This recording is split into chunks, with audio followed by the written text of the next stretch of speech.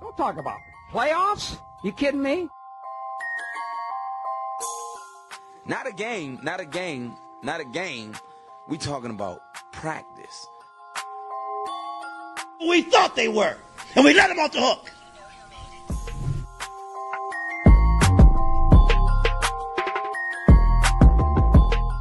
Decide a different need. I'm coming. I'm flat out coming. It's my quarterback. And if you guys do that, man, it's unfair.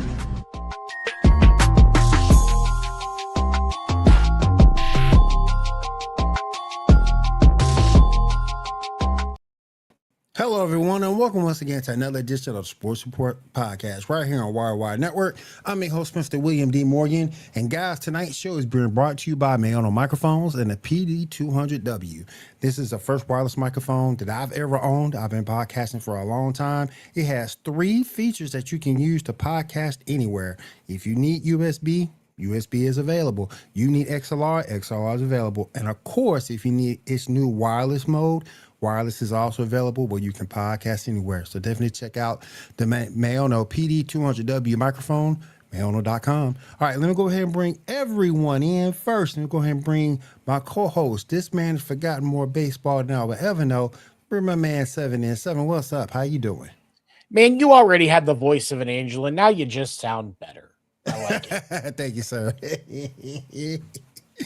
me go ahead and bring in everyone else. Let me go ahead and bring in my man, Ando. Oh, I'm sorry, Mr. Ando. I do apologize. What's up, man?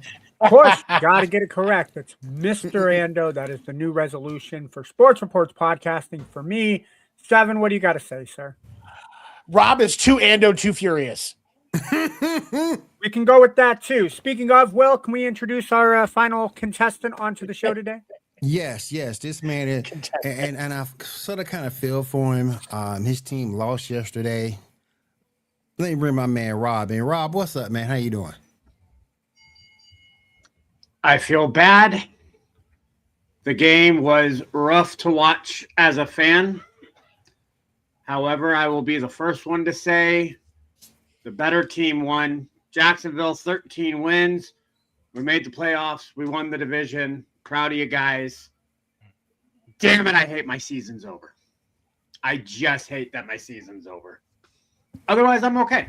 I'm doing all right tonight. We're going to stay on that game real quick because the first thing I did want to talk about was the fact that we had an incident that happened, and it's gone viral, so to speak. And, I don't know. This reporter works for, I believe, is the Jacksonville Free Press. I shared it earlier in our group, and she sounded like a loving mother. Yeah. And fan when talking to the coach, and a lot of people for the credentialed media had an issue with it, saying her credentials should be revoked. Sounded more as a fan than as a reporter. Yet and still, you're defaming her, but you're trying to get clicks off the same defamation. That's just crazy. Anybody want to comment on that? I think 7 has something he wants to get off his face. I think it's that beard that he has a lot of opinions about that he wants to say, man. Hey, I'm not. I have a feeling it's one of my friend's burners. And Evan, fuck you. Okay. So, first of all, If that woman started a cameo where I could just give her $25 and she could say some encouraging words, Yes. I would send her money once a week. And every week I would be able to get uplifted by somebody that took time and compassion to tell somebody, hey, because if you look at Liam Cohen's face, that man was about to break. He left it all out there. So to her, I say thank you for being human in that moment, because choosing humanity over professionalism and keeping that stick up your ass. And second, she proved that you don't have to be the tough person in a newsroom. You can be compassionate. Exactly. Yeah, you can be compassionate in the locker room after the game. Yep. Absolutely. And Amen. Second, Shady McCoy. Get him. You fuckboy looking motherfucker. I want you to listen to me for a second. Now, for those of you that don't know why I just cursed his name, and have already signed up for the Shady Haters Club. It's a great book, Facebook, lots of recipes. Anyway, fuck you, Shady McCoy. You had the nerve to comment on Twitter today saying we don't get participation trophies in reference to the compassion that was shown to Liam Cohen. Sir, you have more Super Bowl rings than you do yards in the Super Bowl. You have more Super Bowl rings than you have snaps in the Super Bowl. You have participation trophies. You were not on either active roster for that ring. Nope. You got it out of custom. It should only be the people who actually were there, suited up on the roster as a coach, whatever, those appropriate. I agree. The only thing I'm going to deny with that one on 7, injured people who couldn't suit up, like people who actually put their heart and soul into the season, should still get their rings as well. They deserve recognition and contribution, and I understand that. But the thing of it is, you can't be the type of person. Ultimately, you can't be the type of person to talk about participation trophies when 1/4 of your participation trophies would cover the debt of every member of this dais and buy us a new fucking house. Yep. You need to chill, bro, because that's completely not cool. I understand you want to be more of an edgy guy like Skip Bayless or Stephen A. Smith. Maybe develop an on-air fucking personality and pull your head out of your ass, and then we can start to work you into that conversation when you've got 20 to 30 years in like they do. You're in a new field, bro. You need to understand and change your direction. Absolutely insane. For me, I agree that we shouldn't be handing out participation trophies. I agree that the best people should be on the field. The best team should be there. I don't like this 12 playoff college football system.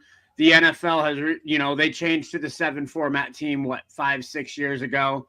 I don't like the fact that, teams that should be in the playoffs aren't in the playoffs, and teams that are teams that aren't in the playoffs should be in the playoffs. Like we're going to argue tooth and nail on that. My thing is, to me, go ahead. Sorry, Will. Finish the thought. Go ahead. To me, the reporter should be praised for showing the soft side of the sports complex, because Liam Cohen wasn't asking for that participation trophy. 9 wins, better this season than last year. First time zero expectations. First time offensive coordinator. The youngest general manager in Jaguars history.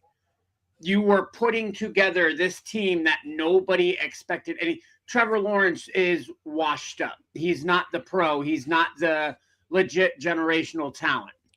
And Travis Etienne doesn't have anything. This defense is crap. Travis Walker is a bust. 13 wins. Hey, Jory. 8. What's up, Jory? 8. Hi, Jory. Straight wins. The only reason they didn't have 9 was because the Texans beat them for that 9. And Jacksonville screwed the pooch in that game, and for 8 weeks fought to prove that they belonged. And they belonged in that playoffs, because up until 53 seconds left in that game, Jacksonville was within one right haymaker of knocking the Bills out. And instead, They were caught. They got intercepted. They didn't catch the pass. They made a mistake. And at that point, that was where the Bills capitalized on that. And instead of ripping Liam Cohen a new butthole, the reporter showed compassion. That reporter needs a raise. She needs a recognition. She needs to be able to say, you guys fought your asses off. You guys did so well. This isn't the end of the road. To me, that's not saying it's a participation trophy. I love you got where you needed to get. You got where you needed to get. Oh my god! Let's try to be better next year. So that reporter, to me, hats off to her. I think one thing too. This was a little bit different because most of these coaches interviews or things like that, they're primarily the coach putting himself out there, answering any questions the media may have. There's no uplifting or anything like that. This is a different approach. And I think that threw a lot of these reporters off because that's not what they're used to. Not to make excuses for them, because I still think they're wrong, but it's something different. And I don't think they expected that from their fellow reporter or their fellow peer, so to speak. Yeah, What were you going to say? She went into that knowing that any of all the questions are always the fucking same. They're always going to be the same. All of these reporters are seasoned. The questions are going to be the same regardless of who asks them in the end, for the most part. And so she knows she's going to get what she needs for a piece, listening to what everybody else gets. So her understanding that and just taking a moment to be human, I think is fantastic and shows the type of person she is and why she deserves to be in her seat. It's fantastic when you can just be human for a second. Like when I saw that moment, I was just like, man, that's awesome. And then for somebody like Shady McCoy to fucking take away from it, like, dude, go fuck yourself. Yeah. That's my biggest issue with it. Like, why are you going to try and sit and shit in somebody else's pond? Like, agreed. Leave their piece alone. Really quick, Brandon, the World Baseball Classic starts March 5th. Podcast name deferred will be coming back either the week before that or the same week. I'm still finalizing a date with the rest of my peers, but we are working towards that. So thank you. I appreciate you. And get with me. Let me know when you want me to come on to Sports Nuts. You guys seriously check out Sports Nuts, Brandon's show. Every Monday, Wednesday, and Friday. Go to Sports Nuts on YouTube. They have great interviews, great individuals. They ask good questions. I've been on them before. Can't wait to be with them again. Solid dudes. Go ahead. Sorry. No, you're good. And yeah, it was good to see Brian Thomas Jr. out there yesterday. He had a bad overall season because he was primarily hurt. Had a bad game yesterday, so to speak. But I think it was 2 for 21. But it's good to see him back out there running routes and everything. Hopefully next season will be a better season for him. Big fan of his. Travis Etienne. I'm just gonna say, is there anybody that's disappointed with how the wild card games have gone so far? No. Patriots and Chargers are the only ones where and I mean, even that one, you could argue that had the Chargers scored, it's only a 1-score game going inside the 2-minute warning. I think this is the most entertained that I've been through wild card weekend, 2 games. Nothing has been a blowout. There hasn't been oh God, this team's going to blow another team out. I am angry. Yep. Well, what? He's 12 of 20 and hasn't even broke 100 yards yet. So that Houston defense is not fucking around. No, they're not. Dude, and that's what I said. Houston's defense is scary, freaking good. Amazing. Daniel Hunter and the crew, boy. What game do we want to talk about first? Well, I said it. I think I said it last week. That Texans defense is not to be played with. No, if that offense can come along for the ride a little bit, that's a team to be scared of. But we were talking about the Chargers and the Patriots. We can keep on that same thought process. Look, I don't think the Chargers defense played bad yesterday. It was just the offense putting them in bad spots. It's not the offense. It wasn't the offensive line.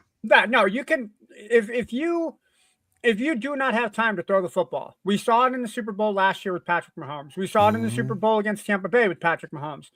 Patrick Mahomes, I think we can argue, is the best quarterback in the league. Some people will say Lamar. That's fine. Some people will say Josh Allen. That's fine. What do they all have in common? If you give them 5 seconds to throw in a pocket and a lane to put that ball in, they're going to make the plays. Justin Herbert is no different. The problem is you are running with offensive lineman left guard 39 out of 41 on the season. The center is the 41st out of the 41st center. And your right guard is the 39th out of 41st offensive lineman. That's what you read just earlier today, right, Rob, on PFF? Yeah, it was something like that. Like PFF's rated their rankings on that. Yeah, so when your offensive lineman is the second worst, and the worst offensive lineman, Justin Herbert could have had 5 Mississippi to throw the football, and I think he would have been fair. But when you're getting the ball snapped and you're doing play action and you look up and you have a defender in front of your face, you're not going to make the play. Herbert got sacked 5 times and got hit how many more last night? And not to take anything away, I think the offense needs to change. You can't put it all on Justin Herbert and his shoulders because he's proven that he can't make it happen. Keenan Allen need to retire. What's that? Keenan Allen need to retire. Yeah, absolutely. But 30 total pressures on, I just looked at 30 total pressures on Herbert last night. And it's, dude. Out of what, 60 plays? Yeah, you're not going to be, you can't make that happen, dude. Your star quarterback, who's been in the league for 6 years, he is still picking himself up off the turf in Foxborough. That's how often, like you have the New England emblem at the 50-yard line.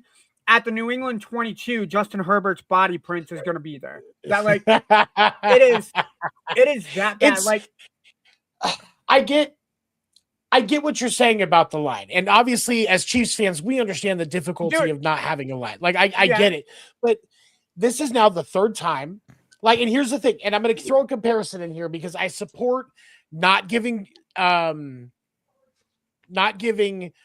any more grace. Yeah. Because after Josh Allen lost his 3rd playoff game, people backed off. He had to earn it back, and he has, but he's had to earn back playoff credibility.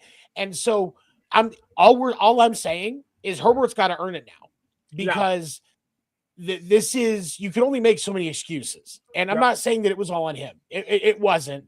No. And I there should be 2 Harbaughs maybe getting looked at right now, not just the one. However, we got to be realistic. He's got to earn it now. It's only fair. And Josh Allen's definitely a better quarterback than Herbert. So we can't give him any more excuses. We just can't. I'm with Jory on this one 100%. Yeah, agreed. I don't know.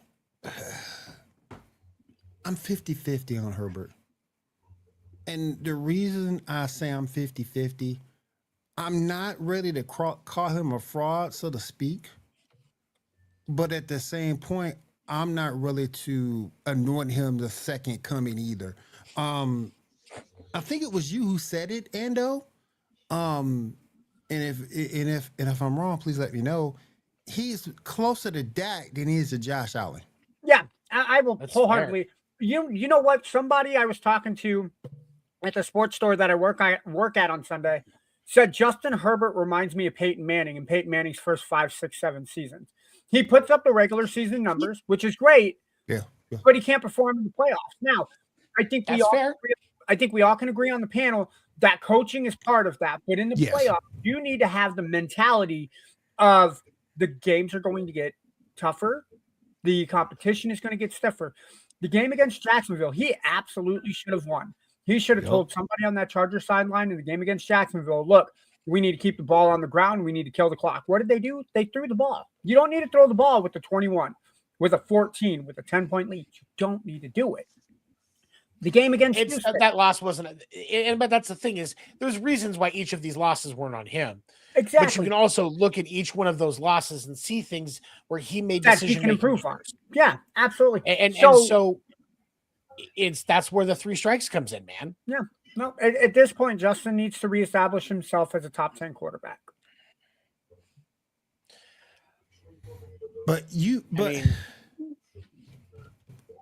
running game wise, you got Vidal, you got Gatson from at the tight end spot. Keenan Allen need to retire. You need to get that man some weapons. He'll be a too. Chief next year. You need to get a man some weapons too. Now, don't get me wrong. Josh Allen is throwing to trash cans and cookie wrappers. I mean, And Brandon He's Cooks. getting it done. I mean, Brandon, he washed. Yeah, that's why I put him in his own separate category. Yeah, he's washed. And Brandon, And exactly. Brandon- But you got the law firm of Kendall and Knox. And, Kincaid. and Kincaid and James Knox. Cook. And James Cook. That's it. That's but it. well, he makes but it work. so okay, I want to call something back on this. And Ando, you'll remember this. It wasn't Alex Smith's last season in Kansas City. It was one or two seasons before that. Alex Smith went in an entire season without throwing a touchdown to a wide receiver. Yep. It was all running backs and tight ends the whole fucking season, or running him in himself. And they still got it. Like, he still managed to get it done. Like, they almost had a playoff berth, I believe, that year. No, they did go to the playoffs that year. I think that's the year that they lost to Tennessee in the first round. Oh, you're right. Correctly. You're right. Yeah, you're right. Okay. Because you got to remember that this is the first time that the Chiefs haven't made the playoffs since 2014. And the year that Smith did that, they went to the playoffs.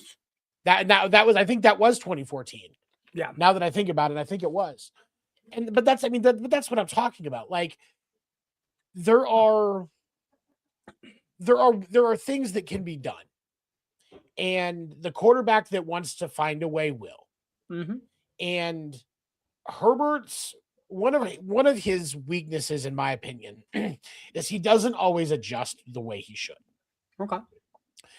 And so I'm sure that if we went back and dissected every single one of those plays, the pressures, the sack, stuff like that, we would find things that he could have done better if we nitpick. But I'm certain there are at least a few obvious opportunities where if he would have, obviously been reading the defense and seen this was clearly coming, like he should have, then he could have, instead of doing what he did, do something else, audible, whatever the case may be. And his lack of adjustment in that is also a liability. Like, that's something that Harbaugh has to work on with him. Their OC has to work on with him. His recognition is not great. Accuracy is unparalleled. One of the most accurate arms in the league when he wants to be. But his awareness and his decision-making crumbling around him. Yeah. I can agree with that. Am I the only one who thinks that, like, Allen gets hit, he gets back up and he wants to get back out on the field? Right. Mahomes gets knocked down, wants to get back up on the field. Trevor Lawrence, when it was a minute left in the game, oh yeah, helmet was popping on, right back out, ready to play. Yet every time I saw Justin Herbert get hit, he laid on the ground a little bit longer. He was very hesitant to continue playing. When it was his turn to go back onto the offensive field, you saw him move a little slower. Tentatively. I want to ask a question. Shoot. Go ahead. But I want to ask a question. No, I was going to say, Justin Herbert to me doesn't feel like he's that guy. Like, sure, when the Chargers are ahead, he's like, yeah, let me go on the field, let me continue playing. But he keeps getting punched in the mouth. He becomes do you really need me out on this field? Because, yeah. To me, he had the attitude that he didn't want to be out there while he was getting punched in the face repeatedly. And to me, that's what makes. But Rob, let me ask you a question. You want to fight? Sure. You getting beat We're gonna up. fight. Let's fight. You in a fight. You getting your ass handed to you. You getting beat the hell up. Getting beat the hell up with no way to defend yourself. Are you gonna be happy to get up and continue to fight? I'm not gonna be happy to get up, but depending on the situation, I'm gonna continue getting back up. There's no other excuse. Yes, am I going to be slow sometimes? Probably, but I mean, like you're telling me that if I just lay down, my entire family's going to get beat up? Hell no. I'm going to keep getting back up. If it just felt like to me Herbert was giving up, and you can't have that in a quarterback. I want to ask a question. Okay. And for those of you that are Herbert fans that are going to think of this as an insult, please understand I don't care. Is Justin Herbert Temu Joe Burrow? I would say he's more Temu Dak Prescott. I do not put Justin and Joe in the same conversation. No, I mean, look at how much abuse Joe Burrow goes through, and the constant pressure, because we have to realize this isn't, again, while we're not giving Herbert grace. The truth of the matter is he hasn't really had protection consistently his entire throughout career. his time with the Chargers. It's been a consistent problem with that line. Mm-hmm. And so he is under fire just like Joe Burrow is. Joe Burrow, when he wants to be, is an extremely accurate quarterback. He can throw a dart. Yeah. I would consider him Matt Ryan. Like Matt Ryan, it took him some time to win the big games, but because Matt Ryan actually delivered in the playoffs until 51. I mean, but to me, is also trying to stay in the game, even if the play calling wasn't great. He kept trying to get on that field to say, we've got this, and then they failed. So to me, I feel like Justin Herbert is a 5 below version of Matt Ryan. Again, it's hard for me to criticize Herbert when the minute the ball snaps, somebody in your face. Yeah, no, I can't criticize that. I can't. Look, I'm sorry. You perform in the regular season the way that you do, but you've had 3 chances to prove that you can get the monkey off your back, and you don't have the monkey off your back.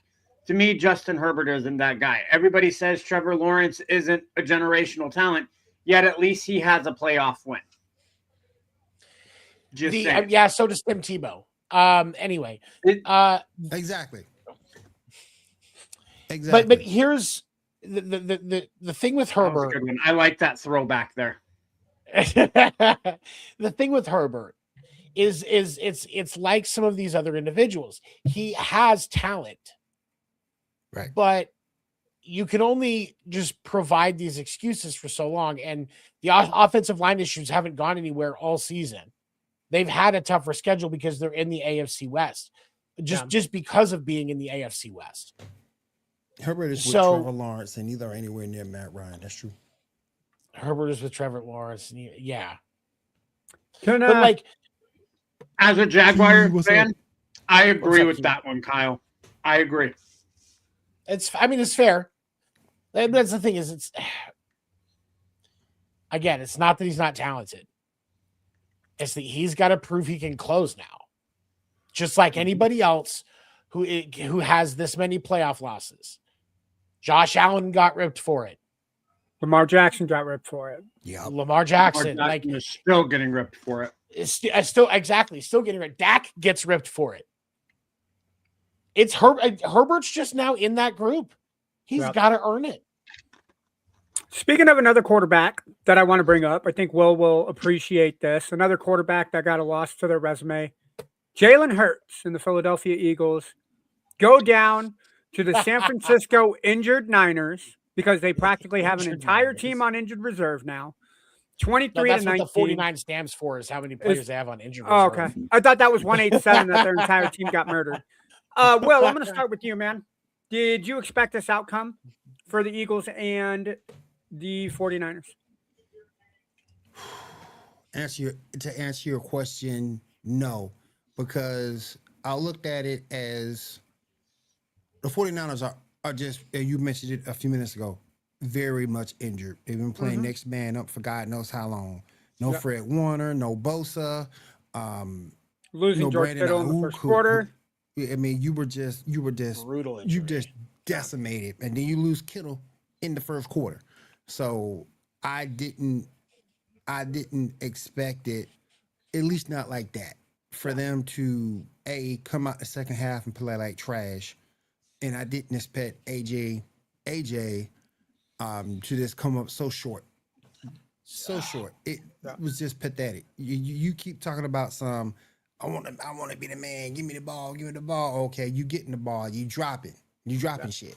So 7 targets for AJ Brown. He got 3 receptions. Did not make a single catch after the first quarter. No, after the first half quarter. Yeah. Nope. Yep. So for you guys that don't have coffee, and you keep trying to be, and you kind of you want to be this guy, but yet you was out there playing small. Look, me and the fellas were talking about this on Coffee and Sports this morning. Good show by the way this morning, guys. Yeah, Thank you. great show this morning, guys. AJ he got to go. I don't know where you take him. I don't know where you send him. If you want to trade him, they have to wait until after June 1st. Yeah, if they don't wait until after June 1st, it's a huge cap hit. Because that's a huge cap hit. I'm going to say it like this. There's going to be a team that will pick him up. There's a team that's going to look at him and say, look, the juice is worth the squeeze. We're going to take him. Look, a team like Las Vegas, to have him as a number 1 when they don't have anybody on that receiving core, I think the Raiders could take him. I know he's a jerk, but don't do it like that. The Raiders ain't got no quarterback yet. I know. Joey think about it. Think about that's the punishment though right now. It's going to the Raiders. The punishment. And you get. I mean, think about using that first round pick or something like. I mean, for you got to go play with Geno Smith. And now Geno won't be the quarterback. It'll be Mendoza or it'll be Dylan Moore from Oregon. One of those two will be the starting quarterback. But you got a receiver like AJ Brown. He needs a quarterback to throw to, or he needs a quarterback that knows how to throw the ball to a receiver who can complain and won't get enough touches. He's going to Cincinnati. And the Raiders ain't got no quarterback. None. Mendoza's not going to be ready for the NFL. And he ain't going to Cincinnati. He ain't going to Cincinnati because that kid in the AFC West. But dude, I'm sorry. It would be hilarious if AJ Brown went to Cincinnati. It'd be funny, but it ain't gonna happen. That's too much money. That's too much money in their books for Chase and Higgins. Yeah. They don't have the money for that. No. So It'd be funny though. My concern with that game, I thought it was a really awesome game. I thought San Francisco. I thought San Francisco played an absolutely amazing game. It is a chess matchup between defensive coordinator Robert Saleh of the 49ers, picking pieces and going up against that really vaunted Eagles offense. I use vaunted lightly because 3 weeks ago against Buffalo, they had 0. They had Patula 0. Need to be fired. Yeah, we're gonna get there. But no, you have 0 completions in the second half against Buffalo. You rest your starters in the game against Washington, and Patullo and Nick Sirianni expect his offense to be firing on all cylinders. Cool, you got a touchdown on that first drive. How did you get the touchdown? You leaned on Saquon Barkley and mixed in the play action. When you went away from Barkley, what happened? You became one-dimensional. Can somebody tell me, and I don't mean to cut you off, Andrew. Can somebody tell me why the hell you calling the same play multiple times? You're talking about the 4 outs? Why? 4 outs on 3rd and 4th down? The 4 verts against cover 4. Because it's Kevin Patullo. Man. Kevin Patullo thinks he's playing Madden on easy. You passed to the same player, triple covered on 3rd and 4th down. The definition of insanity is doing the same thing and expecting different results. Look, I have a thing for that. Go 7.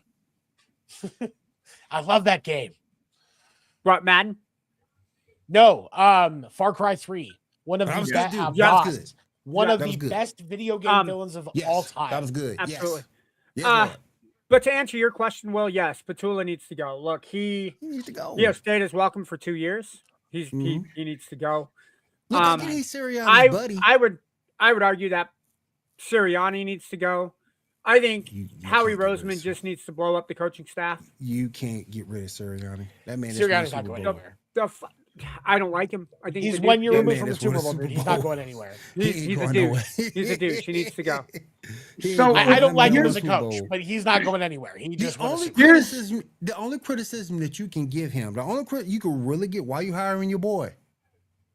Why you hiring your boy? He hired his buddy to take over that spot. And when you saw it wasn't working, you didn't step in and take over play calling. No. Well, That's but that could, I mean, think him. about what happened to Harbaugh. That could be the reason they end up saying, you know what? Normally we wouldn't do this, but have a good day. Yep. Because And Harbaugh for me, wouldn't fire Todd Monken. That's all of the reports that I've seen on Harbaugh getting fired. Harbaugh wouldn't fire Todd Monken. Would the Eagles do the same to Sirianni if he wouldn't fire Petula? Boy, that's a lot of money. I'm kicking them both out. That's a lot of dead money, boy. But here's the thing for me. It's a legitimate question. I'm not saying the Eagles were terrible or the 49ers were fantastic, but Brandon Ando can attest to this comment. The 49ers all season have proven that they are a plug and play team. Mm-hmm. They can take any 11 random players and do better than 90% of the NFL. Mac Jones isn't a quality quarterback yet. In San Francisco, he's proven he can play. That's more of a system, though. That again goes back to coaching, and that's just my point right now. You've got a whole bunch of people who are able to play in Kyle Shanahan's system, Robert Saleh's system. I don't know the offensive coordinator system, but you keep seeing these rotation guys because people are getting hurt and they're winning the freaking football games, guys. Like, what can you say about that? Like, that's impressive all on its own that you are a 6 seed with 11 or 12 wins and you're still winning games with your 4th, 5th, 6th string players. I'm going to tell you this. Okay, going up against Seattle is going to be a much different beast than it was week 18. You don't have George Kittle. They're going to get blown out the water. Okay, hold on. Because of the fact that it's an NFC West rivalry, I don't think it's going to be a shoot. I don't think it's going to be a blowout. I think it's going to be a shootout. Because I think the Seahawks are going to be expecting firepower from San Francisco. And San Francisco is going to come out either with Christian McCaffrey running the ball down their throats, or they're going to be having that tight end come in, and that tight end is going to be coming out saying, I can do this without George Kittle. That's how I feel it going. Now, if the 49ers get blown out, sorry, Seattle, my apologies for doubting you. But this whole season, San Francisco has proven that if one Lego piece doesn't fit, take it out, replace with something else, there's your thing. Also, I want to go ahead and state that I did see on NFL memes that George Kittle is doing okay. Yes, he tore his ACL. Jeb York actually went down from the owner's box with a bottle of Patron tequila to George Kittle. A reporter said by the end of the game that tequila was gone. I'm just saying that when you're playing a team like Seattle at home, and that defense is going, and you two can attest to this. Ando, I know you can. I can attest to it too. That fan base is going to be rocking. Oh yeah, that fan base is going to be rocking. The 12th man for that defense to be at home. Yeah. As my only cause for pause. Which Sam Darnold are we getting? If we get good Sam Darnold, it's done. Seattle wins this game. Don't get me wrong. I'm not saying that the Niners are going to win the game, but they will be in it. Yeah. If this is more than a 1-score game, I will be shocked. I think it will be. And here's the thing. It is actually, I think it's going to be either or. This is either going to be a large victory or it's going to come down to the fourth quarter. No in between. And I'm okay if it comes down to the fourth quarter. Like, I want Seattle to win, but like Fuck this, you, Kyle. it's the NFC West. They've had great battles all season long, even with they've been saving up energy since the Mariners. Oh shit, dude. Yeah. Ando's pissed about that one. We're gonna get out of the Pacific Northwest before I tell Kyle to fuck off. Oh my goodness! Let's head on over. Let's go. Let's head on over. Let's head over to Rams and Panthers. This was a terrific game, an excellent game. And you know what? For all accounts, Panthers should have won this game. if it wasn't for that interception by Puka Nacua and his performance on offense, Carolina would have won this game. The right team from the NFC South made the playoffs this year. I agree. Oh, facts. Hey, listen, this team and the Panthers got talent, y'all. Ted McMillan is no joke. Jalen Coker, we saw him. Yeah, he's more than a capable enough receiver. Yeah, if they can keep Rico Dowdle, if they can get Dowdle's a good running back. They got Chuba Hubbard behind him. Yep. An upcoming defense. That's a good. Hey, they got some tools. I'm not saying they're world beaters, but they got some good things going down in Carolina. Think about. I want to point something out really quick that I just realized. Bryce Young has more of a case in the playoffs right now than Justin Herbert. Yeah. Think about that for a second. That is not wrong. What I will say, and they're both losses. Right. What I will say, the biggest kind of detriment to Carolina is their owner, David Temper. That dude is a tool bag. Yeah, worst. He's trash. Worst owner in NFL. He's trash. Yep.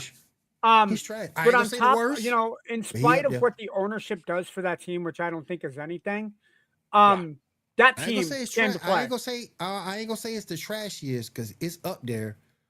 But I would put him in the when you bottom throw drinks at the opposing fans, you're trash. But listen, Mike Brown got them beat. Mike Brown and the Bengals got them beat. Well, okay, yeah, but like, I still don't like Temper. So I'm there with you. My argument with the Panthers is this: don't mess around.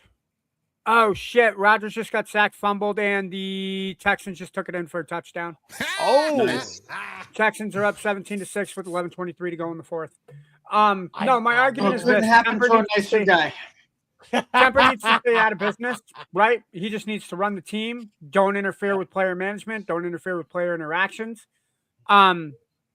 I think Dave Canales this year proves he is the right coach for that team. I think he gets the best out of that offense. Yes. Did it start off a little slow? Sure. Yeah. But any second-year coach knows what works, and he'll stick with what does.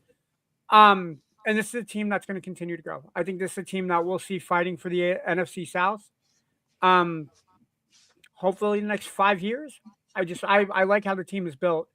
They're giving Bryce Young another opportunity to play quarterback. I think he is proving why he was the first overall pick. Would I still taken him over Daniels? I can't say I would have. Or who was the other quarterback taken in the draft before him? CJ Stroud.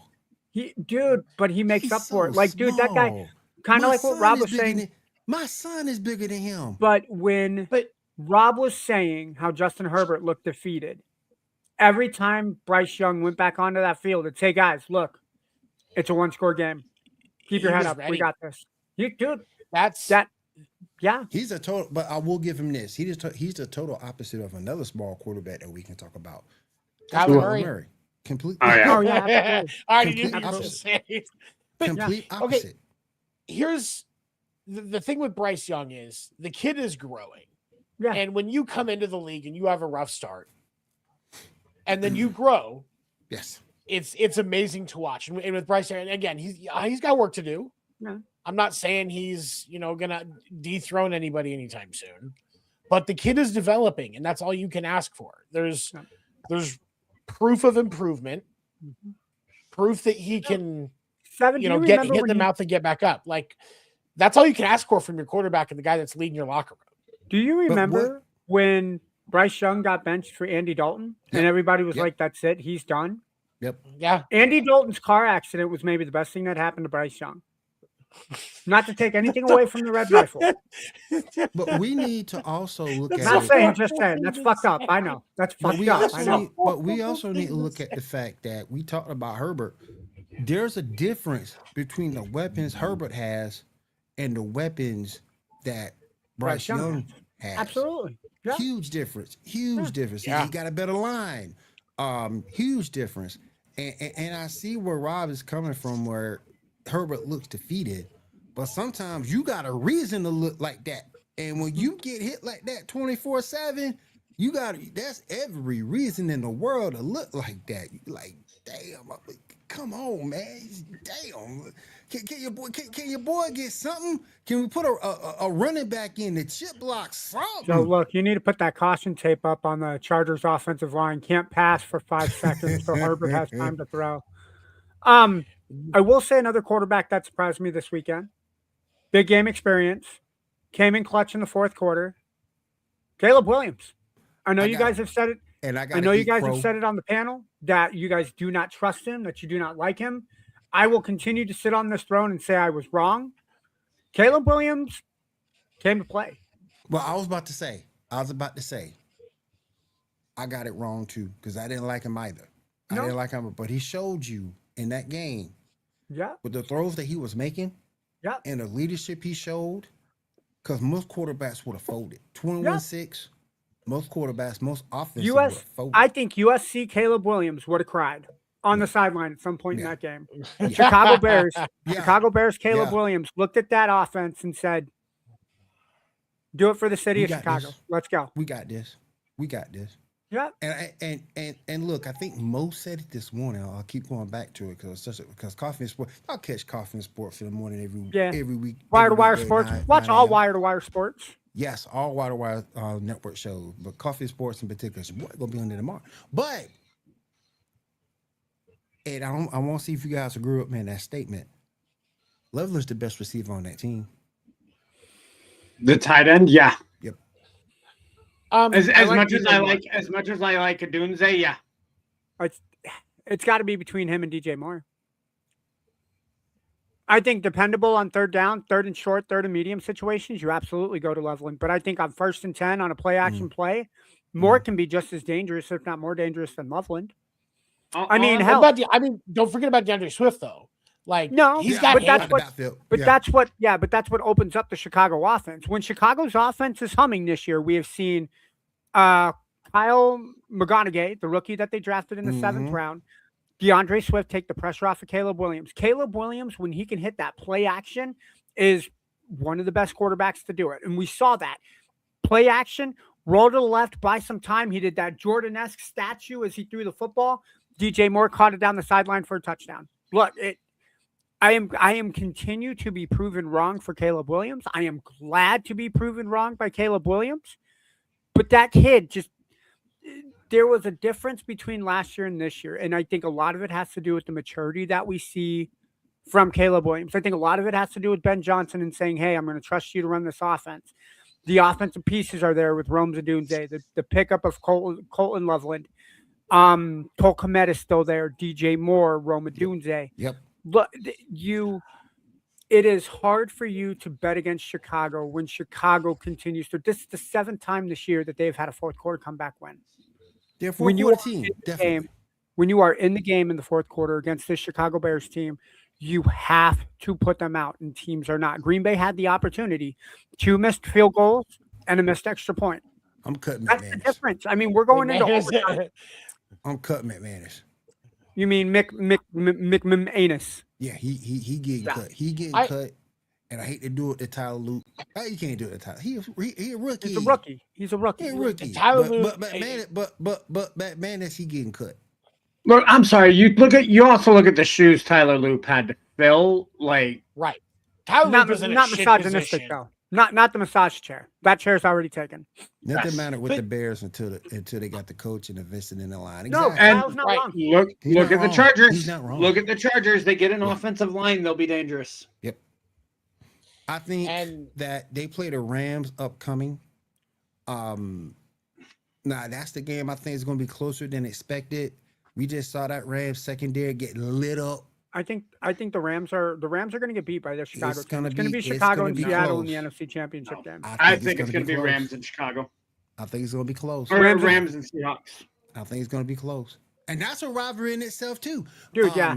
Could you imagine Seattle having to go to the Super Bowl? Dude, look at this. We could get Seattle and Denver in the Super Bowl, which used to be an AFC West rivalry. For Seattle to get back there and try to go a 2-peat on Denver in the Super Bowl, they had to beat their biggest rivalry in San Francisco, and then they had to beat the Rams, who you could argue maybe was the best 1-1 matchup. Like they each took a game this year First game finished out 21-19 with a missed field goal after Darnold threw 4 interceptions. And then that amazing, week 16 game when Seattle scored the 2-point conversion in overtime to win it. So, look, if we get Rams and Seahawks, I will absolutely not be depressed. That'll be an amazing fireworks show. But I honestly believe that it's going to be Chicago and Seattle. I think Chicago, if the Rams keep the Bears in it the way that they kept the Panthers in that game, the Bears are not going to let the Rams win. You got to get separation. You got to get separation. But on the Bears, you got to. Because if you let them hang around, they've already shown they can come back and beat you. You got to get separation. Go ahead, Seven. So I will also say that I am impressed with the growth of Caleb Williams. I will not say I was wrong. His criticism was based on his performance. But the kid stood in. He took a lot of hits. They only sacked him once, but he was under a lot of pressure. I couldn't find the pressure stats for that for him. I did, but he was under a lot of pressure all night. He did get back up, and he found ways to make things happen. So to his credit, again, he's getting better. He's doing what other people said he could do. So I hope that he moves in that direction. I'm not going to say I was wrong, though, because I was judging it based off of what he was doing. Now he's proving that he can do it, and I will certainly acknowledge that as well. That Rams secondary going to have to get better. It's going to have to get better. Absolutely. That was get better. That was frustrating for me to watch in that game because with Carolina, don't get me wrong, Bryce Young looks better, but the game should not have been as close as it was. No. It really should not have been. Then again, you could argue that Green Bay really should have put out Chicago. You're up 21-6 in the fourth quarter, and you only score a touchdown and miss an extra point. That's all you can muster against Chicago's defense. But that's the thing. And this is what I think is going to make this game so interesting is because Chicago's winning games they shouldn't, and the Rams have been struggling along for a minute, a lot of inconsistency. They'll look great one game and shit the next. What are we really going to see? This is, I think actually this is the toss-up of the week next week is the Rams and the Bears, because it all depends on which version of each player you get. Yep. Are you getting the good DJ Moore, or are you getting, is he having an off night? Is Caleb on it, or is he distracted? Oh, okay, now we're looking, is Matt Stafford actually standing in? Everything fine? Everybody focused? What's going on with everybody else? That is going to matter in this game. And I lean towards the Rams just because of experience. But if the Bears win this game, I won't be surprised. No, you are absolutely right. This is kind of the toss-up. I think this should be the game of the week. As much as San Francisco and Seattle are rivalries, and I think a lot of people want to see that rubber match, the third game. I think this is the one that has the precedence to surprise a lot of people. I don't think anybody at the beginning of the season had Chicago in the playoffs. I think because of how dominant Detroit and Green Bay looked last year. I know I didn't have Chicago in the playoffs, but when you grow as a team the way that Ben Johnson and I hate to say it, team, I can't even get the name out. I'm coughing so much. But when you see the growth that Ben Johnson and Dennis Allen have with the Chicago team, it shows, right? When you get people that buy into the philosophy that you have. And this is a Bears defense that I think last year had no identity with Matt Eberflus as the head coach, right? He's a defensive-minded coach. Defense should be his forte, and I don't think you had that identity as a Bears defense. This year this is a bend and don't break. Fourth quarter, we're going to solidify so nobody gets through us. But what have I always said about Dennis Allen? He's a great defensive coordinator. Great. He just wasn't a good head coach. No, and we've said it on the show multiple times that there are some coaches that have a niche and should not go outside of the niche of what they do. Yeah. Robert Saleh is the perfect example. Dennis Allen. Oh, absolutely. No, dude, I liked Robert Saleh as a Jets head coach. He had the unfortunate pieces of not having a great quarterback, and then Rodgers came in. Well, but here's the other thing I will say though: a good coach can control a culture. Yeah, that's true. And that's where he falls short, because he And I don't know why it is, because he can have a solid defensive culture. Like, you watch the way those guys play, it is a connected group, and they have each other's back. They know what each other has to do, and they cover each other. Like, that's just the way that they go, and I think it's fantastic. I like watching Robert Saleh's defense. Yeah. A good coach does that for the whole team. Robert Saleh couldn't do that. Agreed. And that's not just I'll because of Aaron concede to Rodgers. that. All right, guys, we have about 4 minutes left. I want to go by the room very, very quickly. Who's your MVP? 7?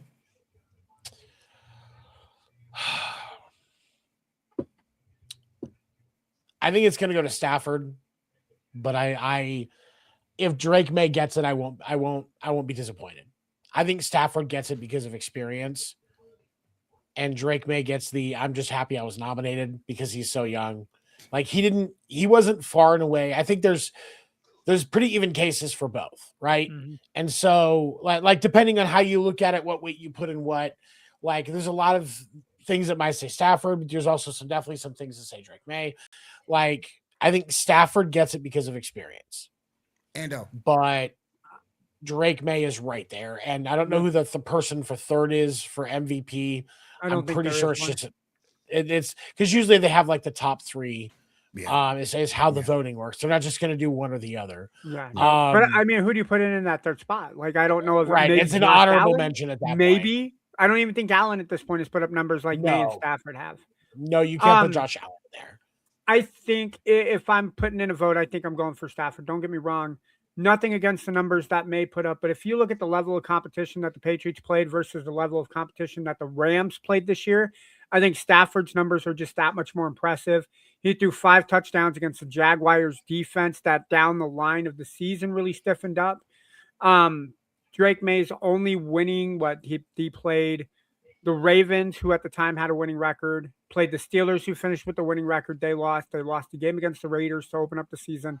I mean, there were just in games where May should have obliterated teams, he did. But when you're playing the Dolphins twice a year, when you're playing the Jets twice a year, and Kyle, is it easier to throw 5 touchdowns against Pop Warner defense, or is it easier to throw 5 touchdowns against a defense that's all pro? Right? Like, I would much rather play the Jets defense twice a year than play the Seahawks or play the 49ers defense. And that's what Stafford had to do. Can I combat that for a second, though? Go ahead. Real quick. Let's look at these 2 teams are made up. If you trade Drake May off the Patriots, that's gonna hurt.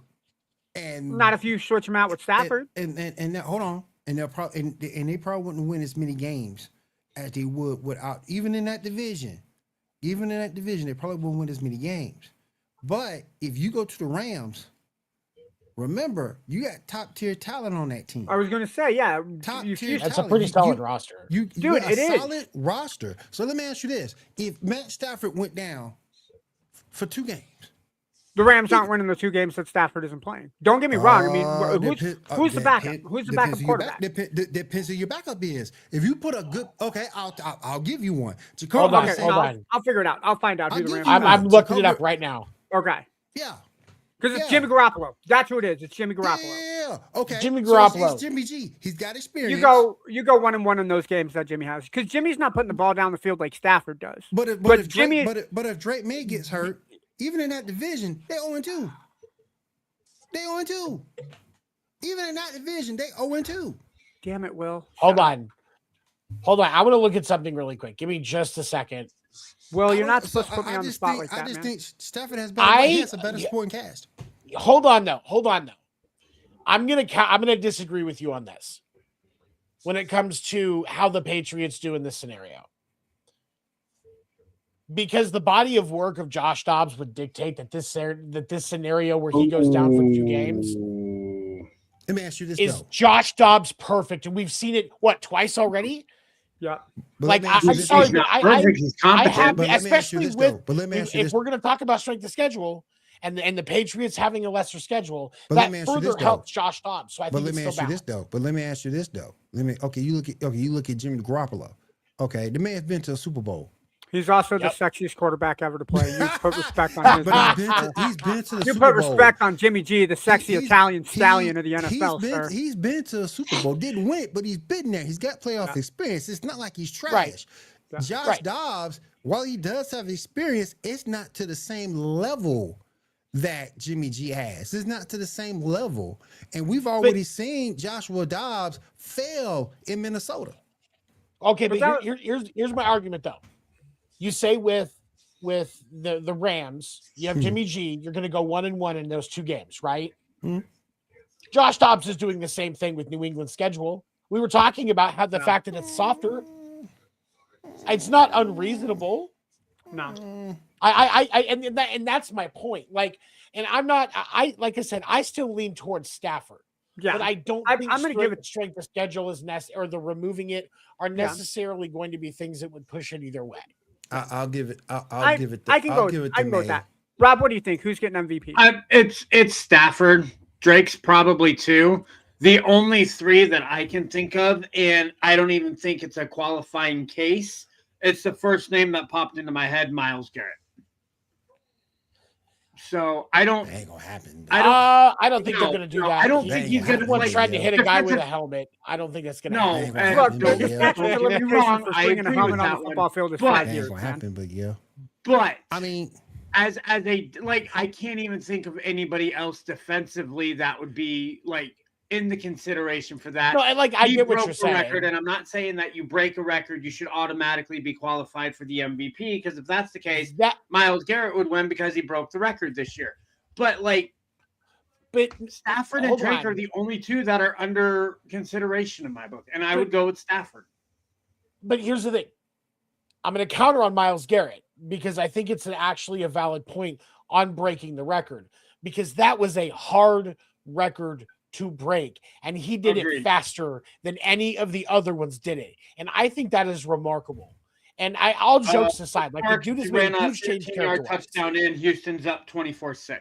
And correct me if I'm wrong. And correct me if I'm wrong. But didn't the game he brought the record? Didn't they lose that game?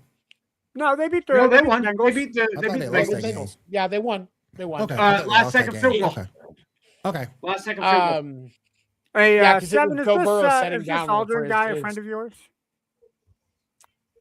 I don't know. He's pretty up on your jock right now, man. You know that guy? One on air.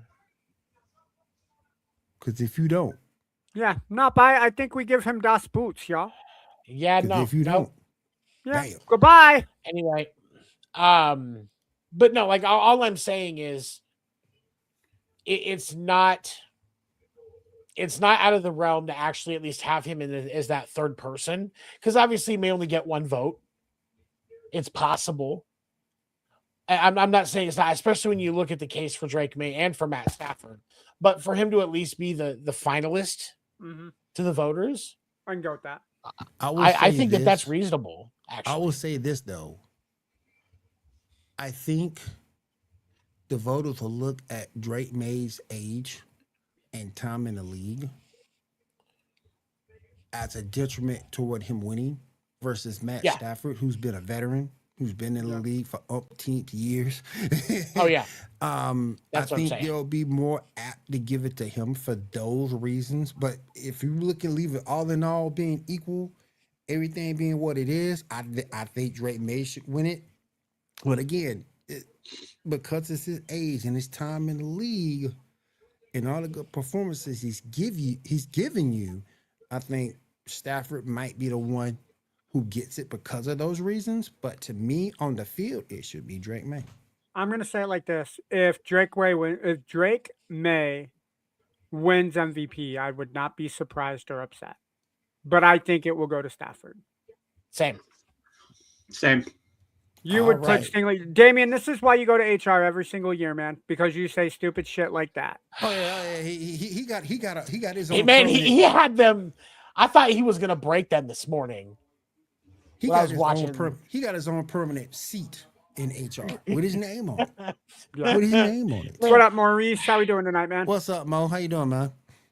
Tomlin, it's a wrap. Oh my God! Gas up the pace and hit the road. This is what I was asking. Another one? Yep. Yep. Rodgers 30 pick Yep. six. This is why I was asking this morning. If Tomlin loses this game, is he I think done? he's done. I think he's done. think he's Dude, I done. feel These like guys if it have was given up close, on he would him. be. Dude, if it was close, I would say Tomlin has another shot because they won the division. No, tonight, yeah, just Gave up on him. oh yeah. And this Like, is look at that definitely- interception return. And this is a example to me. Can Tomlin coach? Of course he can coach. Of course he can coach. He was lost taking the a team that was given nothing and going Dude, to the Houston playoffs scored each year. 23 points this quarter. And not only that, but you're looking at a city that, while they probably do appreciate Tomlin for what he has done, they're looking for a championship. They are not looking for 10-7 and a wild card loss. They're not looking for a wild And card that's what berth to get Tomlin has eliminated done. first round. Look, since they No. won the Super Bowl, what was it? Super Bowl 43. I think it was They've 43. made One Super Bowl that they lost, which means Mhm. one AFC. They've made like 2 AFC championships. That's Mhm. it in the last 17 years. You That is not It's- Steelers It's football. time. and look, It's time. it's time, man. I mean, Look, if because- you're firing Harbaugh with 180 Hold on. wins after 18 seasons, it's time to get rid of Tomlin. Hold on. I can just and can Tomlin go ahead coach? really quick. And can Tomlin coach? Yes, he can coach. But at the same point, when a team quit on you to quit on you, it's time to move your yeah. somewhere else. Go ahead, Seven. Yep. Okay, I had a discussion with this with a good friend of mine earlier, and this is now moving things into question. We are looking at a scenario because there is still a chance that Matt LaFleur gets fired from the Packers. I heard from Matt- Mike- ESPN they were restructuring his contract. Yeah, that's not official yet, but there's also potentially another team that there's somebody else I thought was still on the fence. But if Tomlin gets fired, we are at 9 positions open. So if Matt LaFleur or somebody else gets fired or retires, steps down, whatever, That's a good point, Kyle. that's 10 positions open in one coaching cycle. Yep. Damn. That's a good point too, Kyle. And Baltimore can beat this couldn't team. beat this. That's a good point. That's a good point. So again, The refs caused Baltimore to lose. Kyle, you know that. boy, Was that believable? you know who That- I want to see. Did I do that right? You know who I want to see tomorrow? I Oh, want to see Stephen A. Smith tomorrow. oh shit. Oh wanna God, I see might him. turn on ESPN in the morning to see this shit. I'm gonna have to see him ball out. I'm gonna have to go look at his Twitter. He'll probably do something tonight.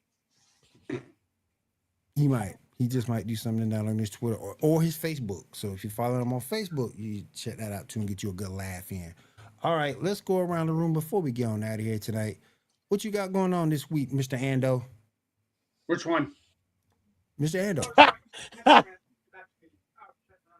Shit, and I'm muted. That was my bad, guys. You're fine. No, let's off day tomorrow. Gonna relax, catch up on sleep because that's all I've done today is catch up on sleep. Get ready for another work week and prep for another awesome weekend of football. I will say we didn't talk about college football today, but shout out to the Miami Hurricanes and the Indiana Hoosiers for making it to the college football national championship. That being said, Shane Fox, if you are watching this, I love you, but it will not be Miami. Indiana is going to take it by the score of 35-17. Seven. What you got going on this week, my friend? Starting to get things ready for podcast name deferred to return probably the week after my birthday. And there was something else I was thinking about. But no, okay. Other than that, just doing that, working. And gonna take time to watch Coffee and Sports in the morning, every morning. Might even pop on if I get an opportunity. And all the other great shows that we have on Wire to Wire Network every evening to enjoy my sports education and learn more from the amazing people that I work with. You guys think Fox Sports has an amazing lineup? Our lineup is better. Can we talk about that real quick? Can we talk before I go to you, Rob? Can we talk about that real quick? Look, I'm getting sick and tired of some of these color commentators. You mean the black people that discuss football?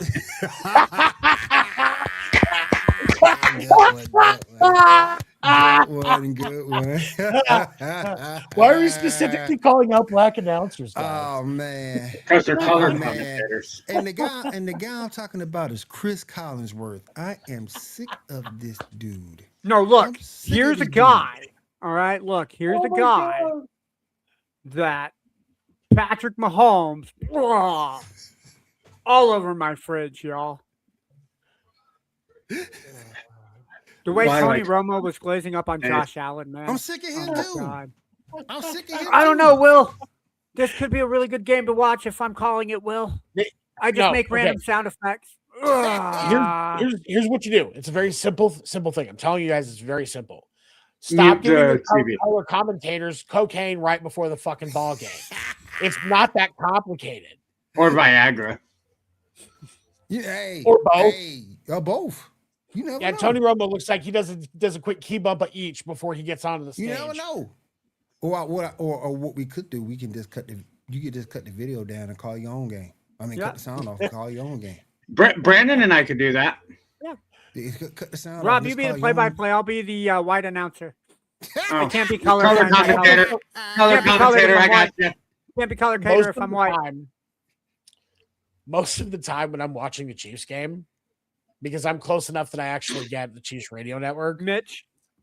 Yeah, I put the game Love on Mitch. mute and listen to Mitch Holtis. Yeah. Because I don't want to listen to those nut sacks on the TV. Mitch Holtis calls an amazing game.